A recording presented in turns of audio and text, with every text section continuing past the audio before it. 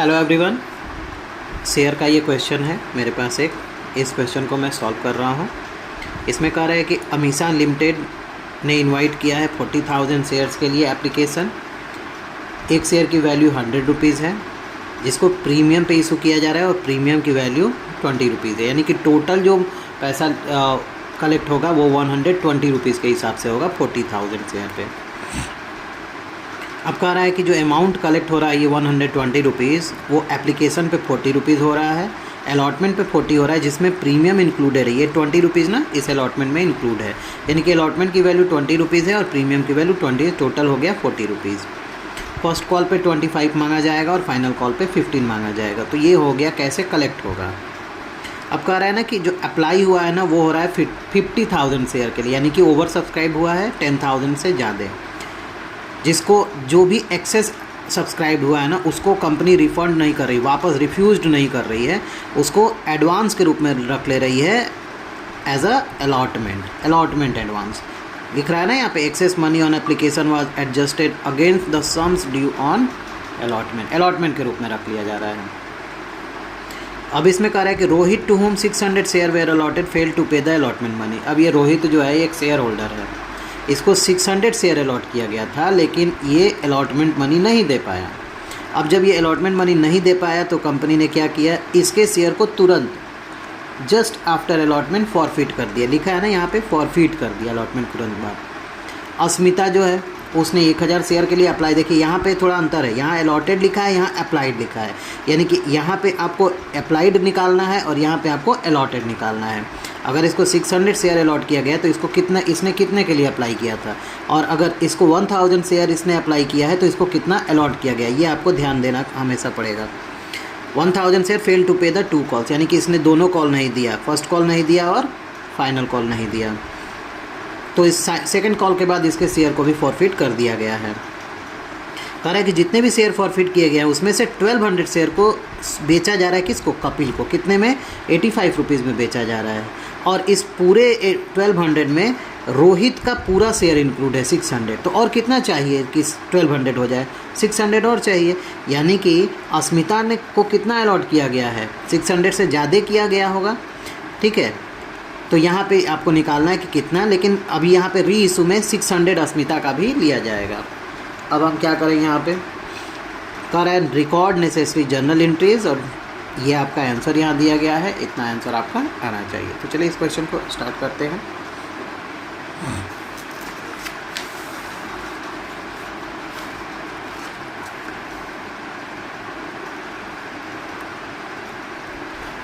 सबसे पहले एंट्री क्या की करते हैं, एप्लीकेशन मनी रिसीव्ड की। तो जब भी ओवर सब्सक्रिप्शन का केस होता है और एप्लीकेशन मनी जब रिसीव होता है तो जितने नंबर से अप्लाई किया गया रहता है उसने नंबर ऑफ शेयर से ही हम लोग क्या करते हैं, एप्लीकेशन को रिसीव करते हैं। तो पहली एंट्री क्या होगी, bank account debit, bank account debit two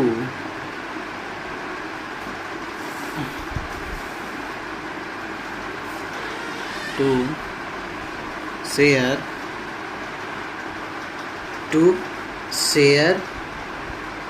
application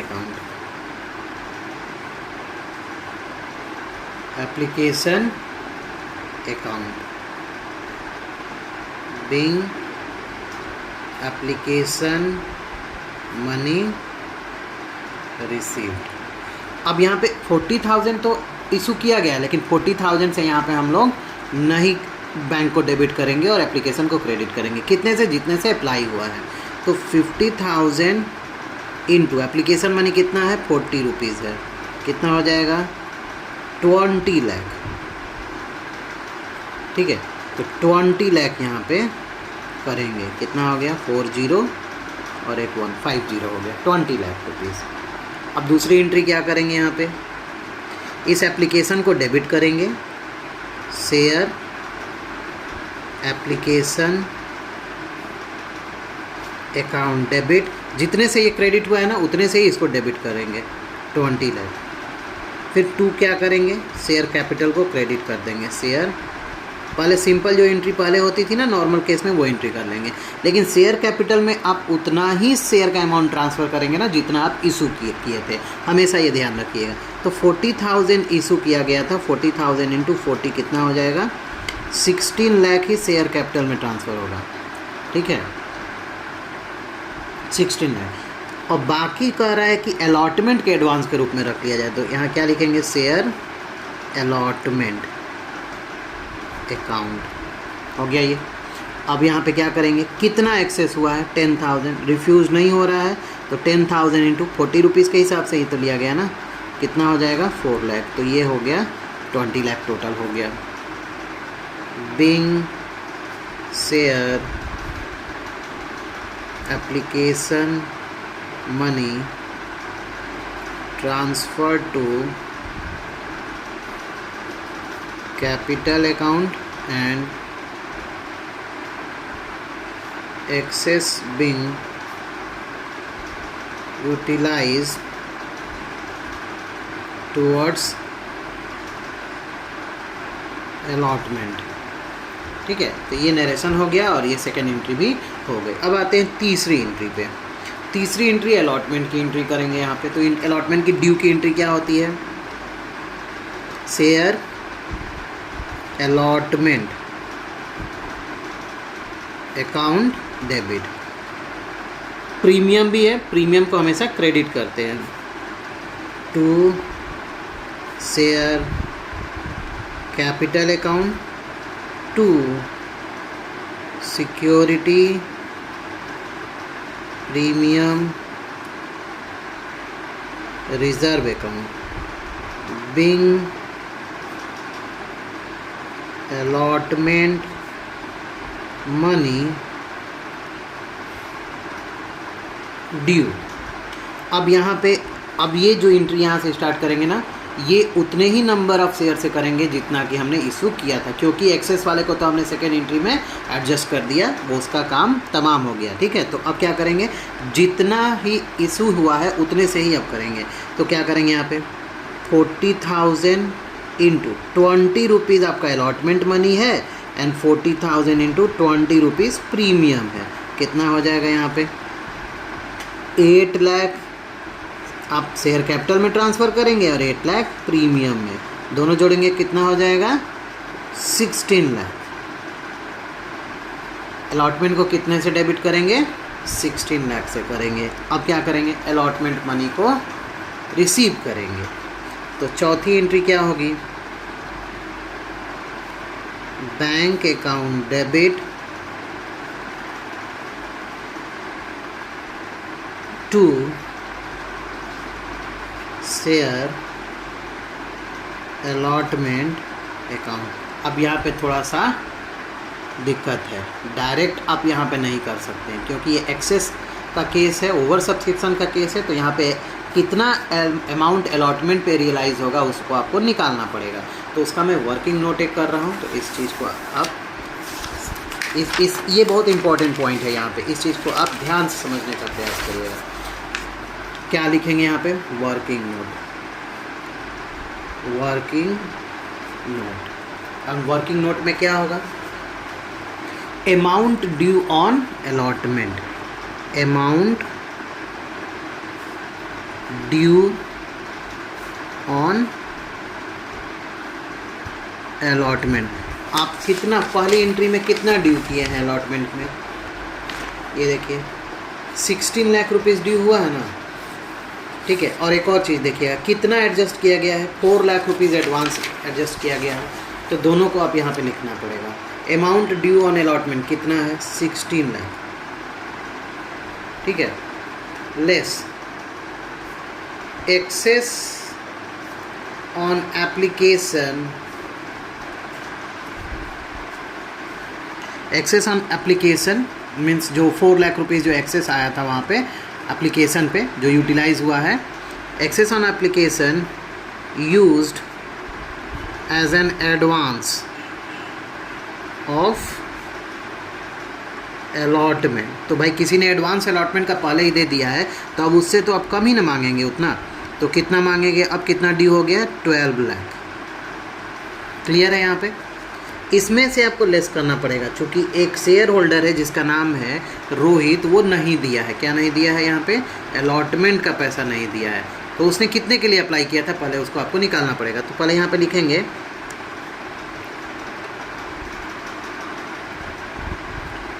falls in arrears, कितना 600 इंटू अलॉटमेंट की मनी कितनी है 40 रुपीज़, कितना हो जाएगा? उसने कितना पैसा नहीं दिया 24,000, लेकिन उसने एक्सेस के लिए अप्लाई किया है ना, तो आपको निकालना पड़ेगा। जब भी आपको अप्लाइड निकालना होगा ना, तो कैसे निकालेंगे? अप्लाइड निकालना होगा तो अप्लाइड वाले को ऊपर लिखेंगे। तो टोटल अप्लाई हुआ था 50,000 का, डिवाइडेड बाई करेंगे 40,000 जो इशू हुआ था, ठीक है, इनटू आप कर देंगे जितना आपने अलॉट किया है 600। ये कितना आ जाएगा 40, ये 40 कट गया, यहाँ पे हो जाएगा 15, ठीक है। अब ये हो जाएगा 750 शेयर के लिए उसने अप्लाई किया था, जबकि उसको इशू हुआ है 600 ही, यानी कि कितना वो एक्सेस ऑलरेडी दिया हुआ है उसको हमको पता हो जाएगा, वो हम लोगों को क्या हो जाएगा, पता हो जाएगा। तो हम क्या करेंगे, इसका एरियर तो आ रहा है 24,000, बट इसने 150 शेयर क्या करेंगे, यहाँ पे लेस कर देंगे amount paid on 150 shares with application. ये 150 कैसे आया है? तो 750 जो अप्लाई किया है उसने, और उसको अलॉट हुआ है 600। अलॉट तो 600 ही किया है ना, जबकि अप्लाई कितना किया 750, यानी कि 150 शेयर का पैसा कंपनी के पास अभी भी है, तो वो माइनस कर देंगे 150 इंटू वो किस पे दिया था 40 रुपीज़ एप्लीकेशन पे हुआ था, तो 150 इंटू 40 कितना हो जाएगा, ये 0 0 एंड 6,000 माइनस हो जाएगा। तो एरियर कितना आएगा यहाँ पे 18,000 एरियर इस पे आ रहा है, माइनस कर देंगे 12 लाख रुपीज़ में से एरियर आपका 18,000, तो कितना अमाउंट रिसीव करेंगे आप अलॉटमेंट पे 11 लाख एंड 82,000 11,82,000 कंपनी यहाँ रिसीव करेगी। तो अब इसको लिख लेते हैं, वहाँ पे कितना होगा, यहाँ पे ये होगा 11,82,000 रिसीव होगा, बिंग अलॉटमेंट मनी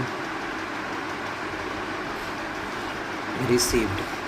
अब इसके बाद कह रहा है कि उसने शेयर को, कंपनी ने शेयर को इसके शेयर को कंपनी ने फॉरफिट कर दिया, यही कह रहा है ना। His share were forfeited after allotment, तुरंत बाद, अलॉटमेंट के तुरंत बाद फॉरफिट। तो फॉरफीचर की एंट्री कर लीजिए भाई, क्या हो गया। फॉरफीचर के केस में हमेशा शेयर कैपिटल को डेबिट में लिखते हैं, शेयर कैपिटल अकाउंट डेबिट। और अलॉटमेंट पे प्रीमियम था, प्रीमियम नहीं रिसीव हुआ, तो प्रीमियम को क्रेडिट डेबिट करेंगे, security premium reserve account debit to share allotment account to share forfeiture account. अब यहाँ पे कितना आपका यहाँ पे कॉल्ड अप हुआ है, केवल अलॉटमेंट तक हुआ है, तो 40 रुपीज़ एप्लीकेशन कॉल्ड अप था और 40 रुपीज़ अलॉटमेंट, 80 रुपीज़ आपका यहाँ पे कॉल्ड अप हुआ है, जिसमें से 20 रुपीज़ प्रीमियम है। तो एक्चुअल में कॉल्ड अप कितना हुआ है 60 रुपीज़ पे, और 600 शेयर उसको अलॉट किया गया था। तो 600 इंटू 60 यहाँ पे करेंगे, क्योंकि कॉल्ड अप 60 रुपीज़ तक ही हुआ है, कॉल्ड अप 60 रुपीज़ तक ही हुआ है। अब क्या करेंगे, यहाँ पे कितना हो जाएगा ये, और यहाँ पे कितना लिखेंगे, जितना से इसने प्रीमियम नहीं दिया 20 रुपीज़, ये कितना हो जाएगा 36, और ये कितना हो जाएगा 12, ठीक है। यहाँ अलॉटमेंट पे एरियर यहाँ पे आया हुआ था, वो लिखेंगे, कितना आया हुआ था 18,000 एरियर आया हुआ था, तो 18,000 एरियर यहाँ पे करेंगे, 18,000 एरियर करेंगे तो कितना बेनिफिट इस पे मिला, 36,000 प्लस 12,000, 30 प्लस 10 40,000, 48,000 माइनस 18,000, तो 30,000 का बेनिफिट कंपनी को इसके शेयर पे हो रहा है। तो इसको आप शेयर फॉर फ्यूचर में ट्रांसफ़र करेंगे। यहाँ नरेशन लिख देंगे, बीइंग शेयर वेयर फॉरफिटेड, ये आपका यहाँ पे अलॉटमेंट की एंट्री, यहाँ पे फॉर फ्यूचर की एंट्री हो गई। अब करेंगे फर्स्ट कॉल की एंट्री, क्योंकि फर्स्ट और फाइनल कॉल भी तो है ना, तो फर्स्ट कॉल की एंट्री करेंगे। आपने क्वेश्चन में देखा था कि उसने जो फर्स्ट कॉल यहाँ पे, उसको जो फर्स्ट कॉल कंपनी ने किया था, तो भाई इसका तो शेयर कैंसिल हो गया, तो शेयर नंबर ऑफ़ शेयर घट जाएंगे। अब 40,000 से फर्स्ट कॉल नहीं करेंगे। यहाँ पे 6 एंट्री क्या करेंगे, share first call account debit to share capital account, being share first call money due, being share first call money due. अब यहाँ पे ये गलती मत करिए, यहाँ पे 40,000 से यहाँ पे ड्यू मत करना, नहीं करना है। क्यों? क्योंकि आपका 600 शेयर कैंसिल हो गया है। तो अब यहाँ पे लिखेंगे 40,000 माइनस 600, तो आपका कितना आएगा 39,400, इंटू करेंगे फर्स्ट कॉल कितना 25 रुपीज़। ठीक है, तो अब इसको थोड़ा सा आपको कैलकुलेशन यहाँ पे करना पड़ेगा। तो आप डायरेक्ट एक काम कर सकते हैं, आप यहाँ पे 40,000 को 25 से मल्टीप्लाई कर दीजिए, कितना होगा, ए वो 0 0 0 एंड 0 एंड 25 4 जा 100, ये हो गया 10 लाख। आपका कितना हो रहा है, ये 10 लाख रुपीज़ हो रहा है, 10 लाख रुपीज़ हो रहा है। अब इसमें से कैंसिल कितना हो गया 600, यानी कि 600 पे शेयर नहीं मांगा जाएगा। 600 इंटू 25 करेंगे, कितना हो जाएगा 0 0 150, यानी कि 15,000 आप लेस मांगेंगे 10 लाख में से। ठीक है, तो अब यहाँ पे कितना हो जाएगा, हम इसको निकाल भी देते हैं, आप कैलकुलेटर यूज़ कर सकते हैं। तो 39,400 शेयर पे पैसा मांगा जाएगा, कितना होगा 39,400 इंटू 25, 9,85,000, 9,85,000 यहाँ पे आपको डेबिट और क्रेडिट करना है। याद रखिएगा 40,000 पे नहीं करना है, ठीक है ना। अब क्या करेंगे, अब यहाँ पे शेयर एप्लीकेशन की मनी को मानेंगे। ड्यू तो हो गया, अब मानते हैं भाई, तो बैंक को डेबिट करेंगे, bank account debit to share first call account, being share first call money due, being share first call money due. अब फिर से एक बार देख लेते हैं, जो अस्मिता है उसने 1000 शेयर के लिए अप्लाई किया है और वो दोनों कॉल नहीं दे रही है, और उसके शेयर को सेकंड कॉल के बाद फॉरफिट कर दिया गया है। तो इसने कितने के लिए कितना अलॉट इसको हुआ है वो निकालेंगे। तो यहाँ पे वर्किंग नोट में लिख दे रहा हूँ, number of share allotted to Asmita on 1000 shares is equal to कितना, अलॉटेड निकालना है ना, तो नंबर ऑफ शेयर इशूड को ऊपर रखेंगे, 40,000 डिवाइडेड बाई 50,000 इंटू 1000, ये 4 से ये 4, ये कट गया, 5 2 जा 10, 200, यानी कि 800 शेयर उसको अलॉट किया गया है, 800 शेयर उसको अलॉट किया गया है, जिस पे उसने फर्स्ट कॉल मनी नहीं दी है। तो 25 इंटू 8 करेंगे तो कितना हो जाएगा, कितना हो जाएगा यहाँ पे,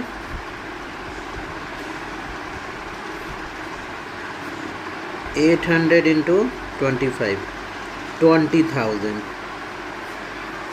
20,000 आप, क्योंकि 20,000 वो नहीं दे पाएगी तो 20,000 आप यहाँ से माइनस कर दीजिए, तो ये हो जाएगा 9,65,000 यहाँ पे रिसीव होगा, 9,65,000 फर्स्ट कॉल पे। अब क्या करेंगे, फाइनल कॉल की एंट्री करेंगे। फाइनल कॉल की ड्यू की एंट्री करते हैं, share final call account debit to share capital account being share final call money due. यहाँ पे भी अगर 15 रुपीज़ है तो यहाँ पे भी 40,000 से मल्टीप्लाई नहीं करेंगे क्योंकि कैंसिल हो गया ना 600 शेयर, तो यहाँ करेंगे 39,400 से यहाँ पे भी मल्टीप्लाई करेंगे। कितना हो जाएगा ये 39,400 इंटू 15, 5,91,000, 5,91,000 यहाँ पे होगा।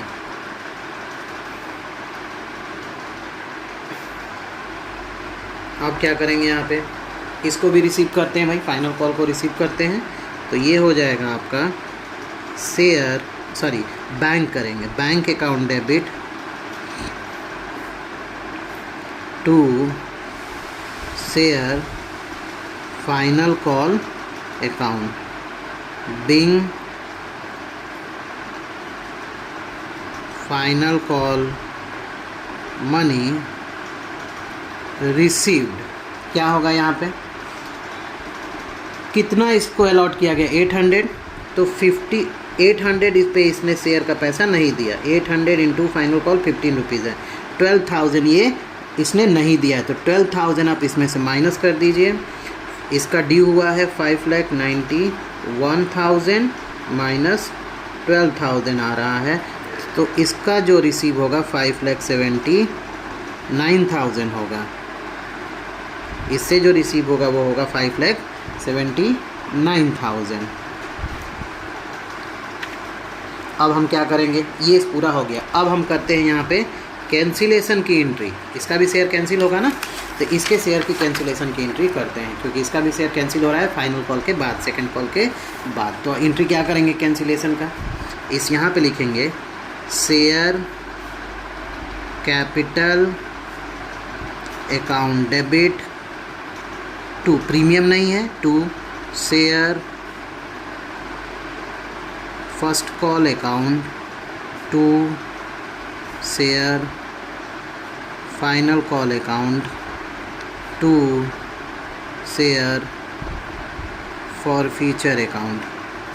एरिया पहले हम आपको डेबिट करके दिखा दे रहे हैं, तो 800 शेयर उसको अलॉट किया गया है, यहाँ पे फुली कॉल्ड अप है, यानी कि 100 से हम यहाँ पे मल्टीप्लाई करेंगे, तो 800 1 2 3 4 80,000 यहाँ पे हो जाएगा, जिसमें इसने जो नहीं दिया है आपका 800 इंटू 25 फर्स्ट कॉल पे नहीं दिया है, यानी कि 20,000, और फिर 800 इंटू 15 12,000 इसने फाइनल कॉल पे नहीं दिया है, तो कितना हो जाएगा 32,000 माइनस कर देंगे 80,000 में से, यानी कि 48,000 यहाँ पे शेयर फॉर फ्यूचर आएगा। क्या लिखेंगे यहाँ पे,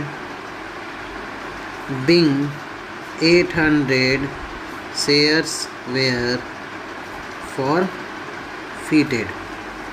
अब हम क्या करेंगे, लास्ट चल रहा है यहाँ पे एक बात ध्यान दीजिएगा, यहाँ शेयर फर्स्ट कॉल मैंने कॉल्स इन एरियर्स के जगह पे शेयर फर्स्ट कॉल लिखा है क्योंकि यहाँ पे कह नहीं रहा है कि आपको कॉल्स इन एरियर्स की एंट्री करनी है, तो यहाँ पे हम शेयर फॉर फ्यूचर भी लिख सकते हैं, ये भी सही है। अब हम क्या करेंगे यहाँ पे, अब री इशू की एंट्री करेंगे। तो री इशू किसको किया जा रहा है, बेचा जा रहा है यहाँ पे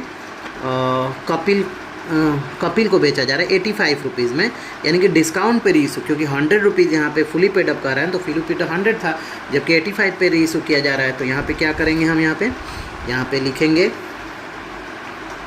जब भी री इशू करते हैं तो बैंक को डेबिट में लिखते हैं, बैंक अकाउंट डेबिट। अब हम यहाँ पे क्या करेंगे, पहले चेक करेंगे, कह रहा है कि 600 यानी कि पूरा उसका शेयर हो जा रहा है, ये जो रोहित को पहले इशू हो रहा है ना उसका पूरा शेयर हो जा रहा है, ठीक है।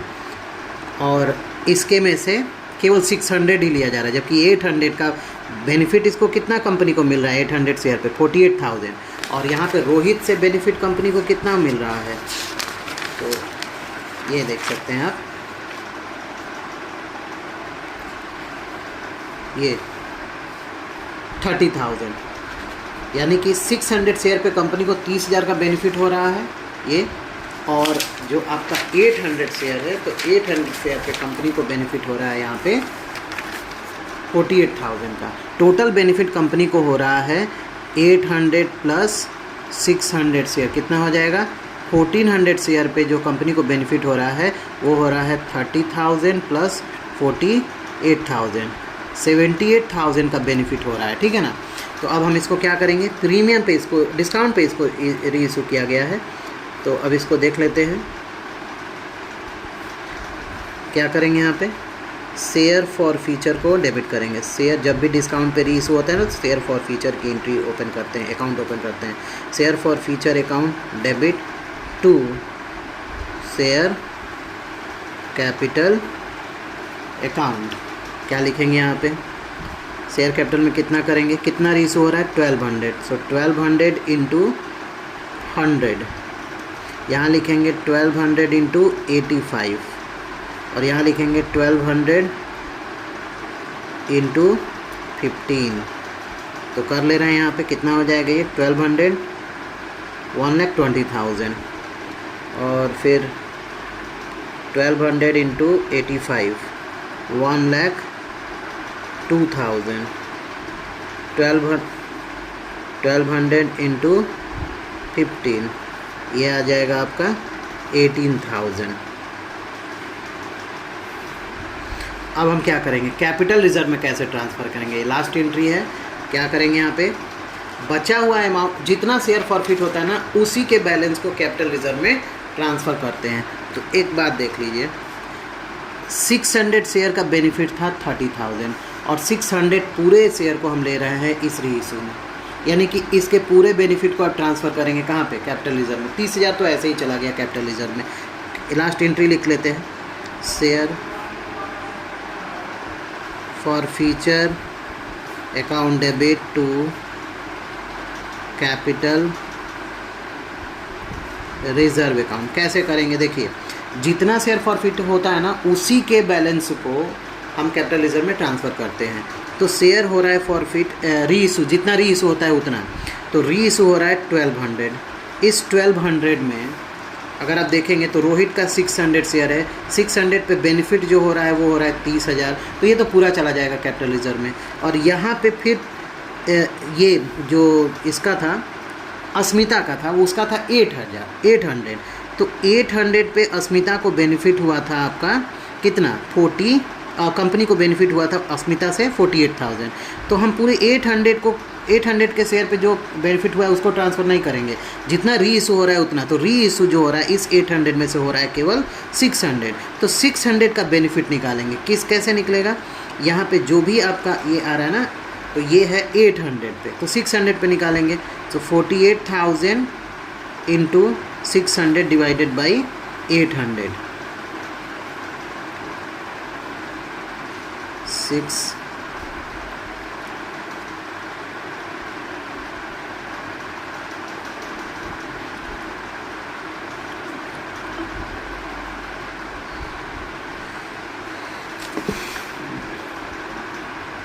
तो इसका आ रहा है कितना 36,000।